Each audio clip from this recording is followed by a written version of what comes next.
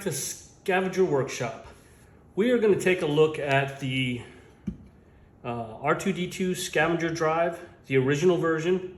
I'm going to tear it down, go through all the different measurements so you guys can see exactly how this is assembled. As you can see, R2-D2 over here, he's kind of limping. We took his drive off.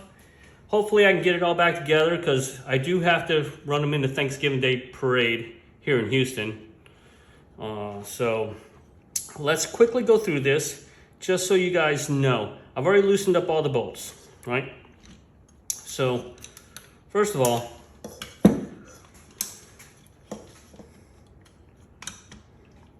this channel right here, this is the channel for the that goes on the ankle, right? And this one right here is set for the aluminum or steel shells that are sold on astromech.net. So you may have to, if you use 3D printed or you have your own shells, you might have to make an adjustment here, but let's go through it really quickly. This one right here.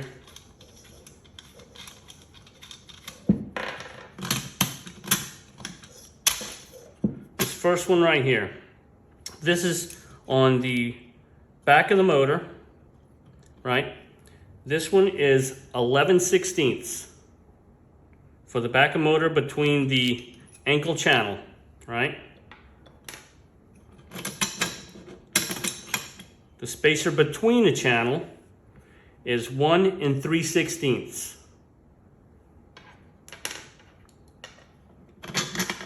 And then the front of the channel is a 1/2 inch, right?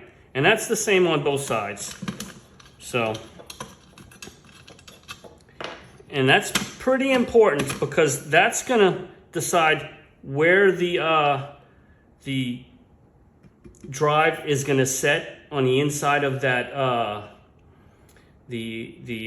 foot shell, and you have very little clearance there. So if you have different foot shells, you might have to make a little bit of adjustment, but if they're the standard R2-D2 size, they should fit.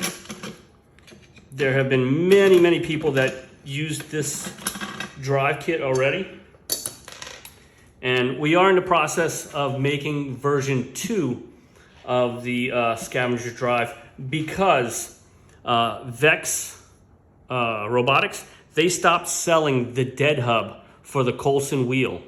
So people were out there trying to 3D print the dead hub. They were out there trying to figure out a way to get it. I have 2 solutions, and we're going to go over those 2 solutions. One of them is a part from another robotic shop, and I'll link that in the Discord and on the R2 Builders forum when I build a tutorial and explain the pros and cons of each one. So if you guys are not a member of the Discord and you're following this, if you already built the Scavenger drive, please join our Discord. Let me know you've already built the Scavenger drive and you know how it works inside and out, and I'll mark your account as an expert on it so that way you guys can help others that are trying to assemble these for themselves. And if you haven't assembled it yet and are in the process of building the Scavenger drive, join our Discord as well, because I decided to use Discord in addition to the R2 Builders forum, the Astromech forum, because we can use voice in Discord and video, and we can actually talk to each other and walk through things, because it's better to get your ideas across through video and through conversation than typing and posting pictures. So, all right, moving forward. We removed the ankle slot, right? We're gonna go ahead and flip it over, and we're gonna talk about this part right here. This is a 3.25 Omni wheel from Vex Robotics.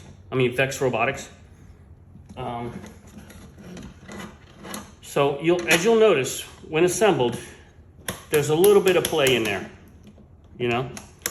And that's not that important because this actual for the two-wheel drive system, you lock your ankles and this actually floats off the ground. So it only touches the ground when you go over a threshold and your R2-D2 tilts backwards.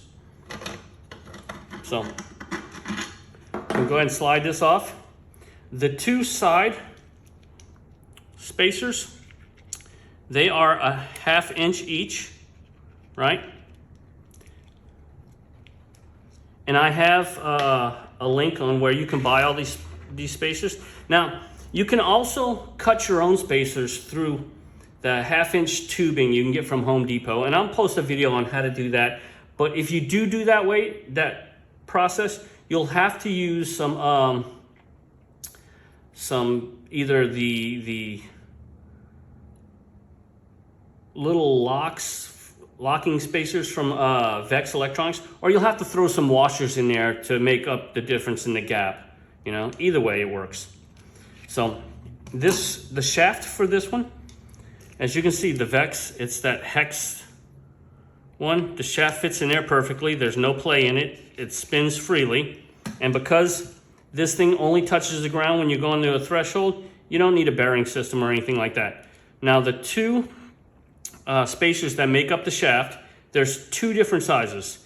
There's a 1.5 inch and a 1 inch one.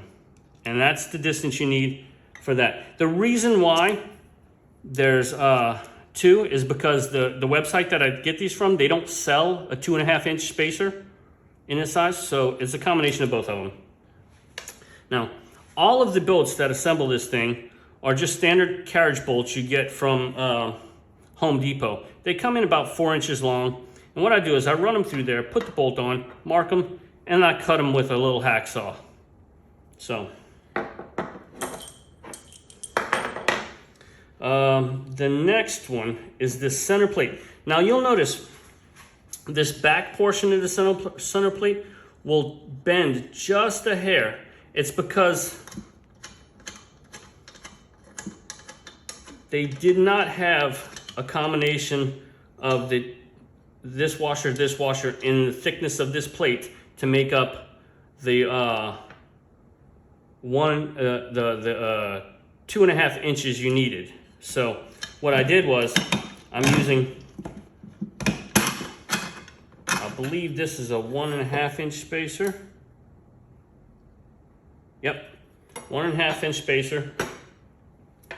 And then this right here, this spacer here, this is a very important spacer. All three of these spacers that hold the motor mount to this front plate have to be this size.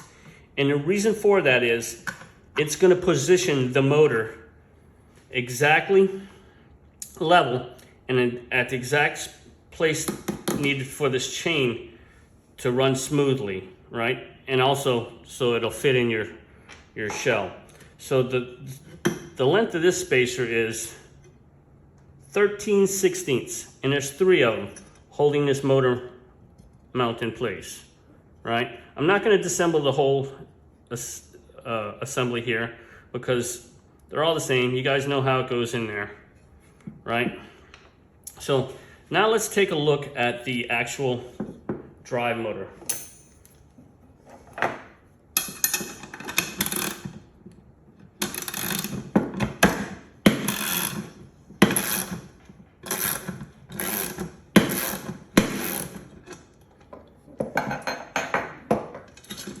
All right, so on this drive motor here, the way it works is there's a slot cut in the Scavenger drives right here, and that's so you can put the proper amount of tension on the chain. You can slide the wheel back and forth until your chain is taut enough. You want it to be taut enough so that way you can push on it a little bit, but you don't want it to have so much that it constantly comes off the tracks. And the way to keep this thing from sliding back and forth, I use a little washer that has these teeth on them. And on this side, I use also one of these spring washers that it puts pressure on the assembly here. So that way it doesn't back out and then you get that gap. I'm also using these washers that have this plastic in them or whatever. They're just locking washers so that way they don't back out as well. But let's get to the other part of this assembly here. On the inside,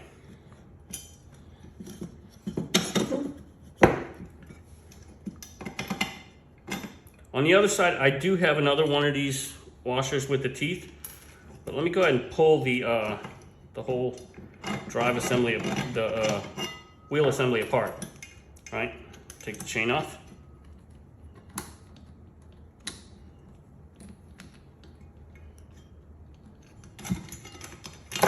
All right, so on this side, I have another one of these spring washers, right? And that's just basically to fill that gap here, so that way there's not a whole lot of play. There's gonna be like a little bit of play, but as long as it's got a low pressure against this this bearing here, when you put it all together, it shouldn't move at all that much, and you won't have it jumping the train. So the first thing, we'll take that off, this little one. We'll take this one out, right? This is one of the inner axles, right? And then this axle here is 1.5 inch, okay?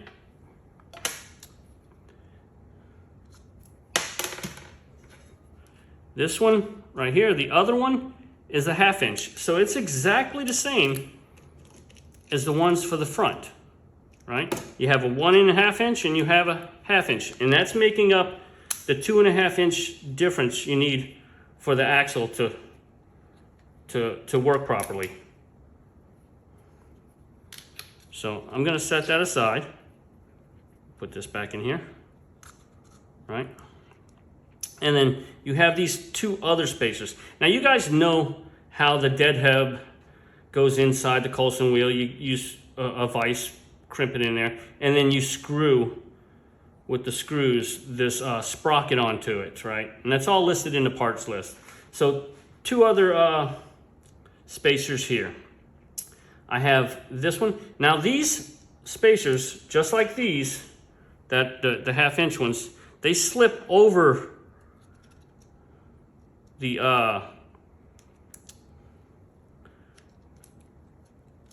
axles right here. You see how that works? So that's just giving enough in there so that way there's no play back and forth, right? And then these spacers are, one's 4/16, and I believe the other one is 7/32, right? And that's exactly how that assembly goes together here. So quickly, let's go ahead and put it back together. Put the chain back on. We're gonna slide the bolt back through, if I can get it through, okay? And then make sure we have that spring steel washer there. And basically this is just to fill in that gap there so there's no play. And then we're gonna put well, one thing I forgot to do, I forgot to put the washer with the teeth on. Let me try and get that back out. So we want this washer with the teeth on it first. All right, and then we're going to slide it back through.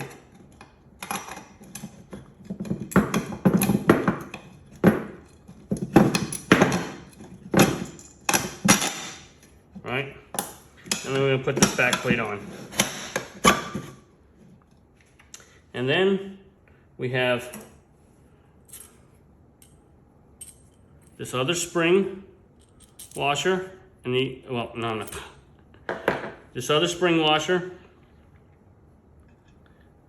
You want to put the teeth on first, the one with the teeth, then the spring washer, and then we're going to just put the bolt on for now, right? once you get the assembly together, you'll pull it back like this. Usually it helps to get a buddy to hold the assembly straight. Somebody pulls it back, the drive back, the wheel back, so it's straight, while someone else tightens up the bolts. All right, for the center channel, we're gonna go ahead and put the 3/16 or the 13/16 back in there. Bolt, and then that's that 1.5 inch, and then all the way through. Right? The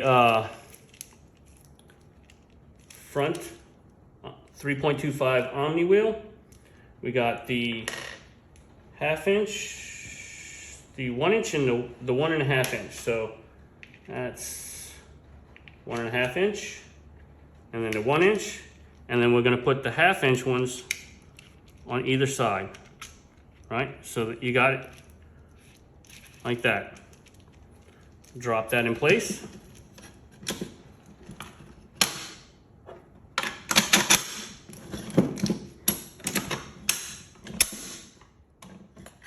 Put the screw in.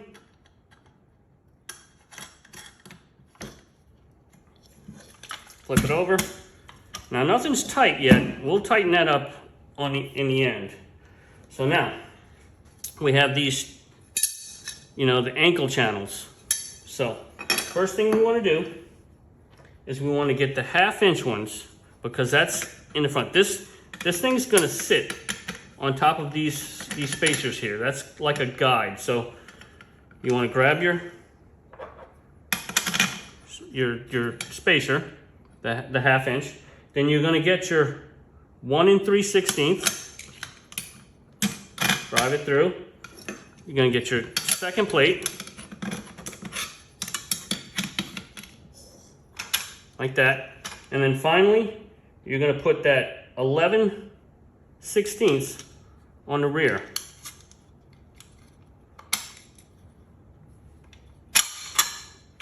Right? And then that's that assembly there. Get another bolt, tighten that up. And we're going to do the same thing for the other side. So in the front again, we're going to use the 1/2 inch. Then the 1 3/16, and then push it through the channel. And then finally, the 11/16. Right there. And then we're going to tighten it up.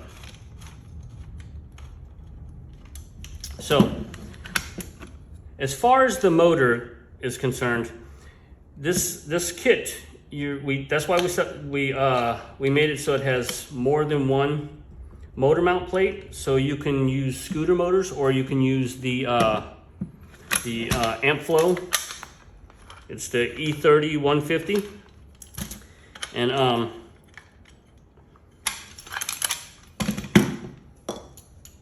what you want to do is you want to kind of tighten it up as much as you can.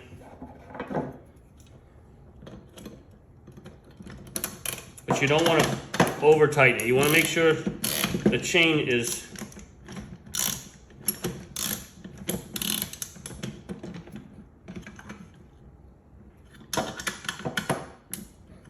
make sure the wheel's straight too.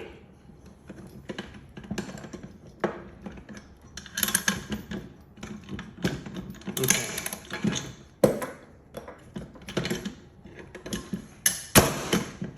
See, that's too loose. So I think one of the teeth was off the track. So let me loosen up.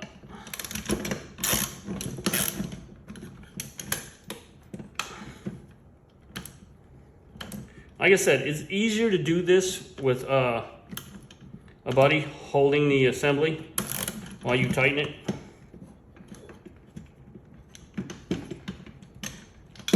Otherwise, you're gonna have to try to finagle it. All right, so just tighten it up a little bit more. All right. So with those washers that have the teeth, it should not slide back and forth. As you can see, the chain is just, it's not too tight to where you can barely turn it. It spins freely. All right. Oh, go ahead and tighten up these other nuts off camera. But like I said, the assembly is fairly simple. It's very straightforward. Like I said, when we do come out with version 2, we'll have a parts list. We'll go ahead and do a complete build and tear down so you guys can see it as well, close up. We'll have a parts list. I'm gonna use both the spacers you can buy pre-cut, and I'll do it, the cut spacers, so that way for you guys that wanna make your own. The idea behind these different drives, like the Scavenger MSE and the Scavenger R2 drive, is we wanted to make it very modular. We wanted to make it so where other people can try and do, you know, some research and build their own with their own wheels, if possible. So we wanted to make it like Lego, so it all just comes together. So that's pretty much it on these drives.